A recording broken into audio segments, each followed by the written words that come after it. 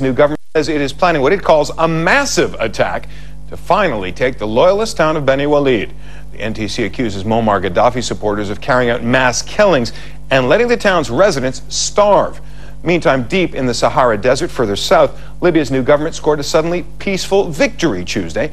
Forces loyal to Libya's new leaders faced no resistance as they moved into the city of Sbha.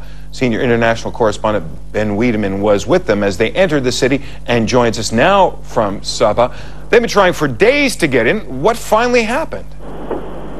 Well, actually, they only really launched the first assault on Sbha yesterday afternoon, and it coincided with something of an internal revolt within the town. And by noon, it appeared that most, if not all, of the resistance had collapsed. Now, we're in front of the main hospital, Jonathan, here in Sbha, where we've seen at least 4 fighters were killed. We saw one expire on the table in the emergency room.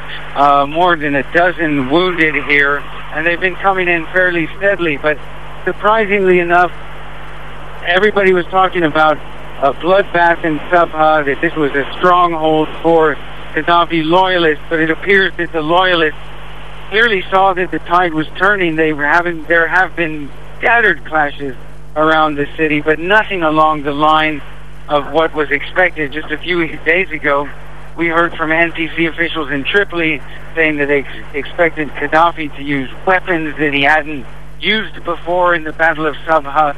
But this is sort of a repetition on a larger scale of what we've seen over the last 3 or 4 days as the NTC fighters have driven through village after village, occasional gun battles, but by and large the local population either indifferent or greeting the fighters, but putting up very little of a fight almost all along the way. And speaking with field commanders here in Sbha, they themselves are surprised that the city fell with relatively little violence.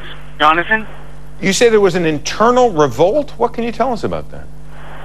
Well, this is what we've seen in many cities and towns around Libya, is that as the fighters approach, those within the town who are sympathetic with them will have surreptitiously armed themselves, organized themselves, and have essentially gone after the remaining elements of what is clearly a rapidly collapsing regime, and have taken over key installations, key positions, allowing for, in this case, a column of at least 500 men, over 100 vehicles, to drive right into the city to little more than a hero's welcome.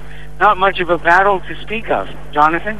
CNN's Ben Wiedemann in Sbha, sitting now in the hands of Libya's new leaders.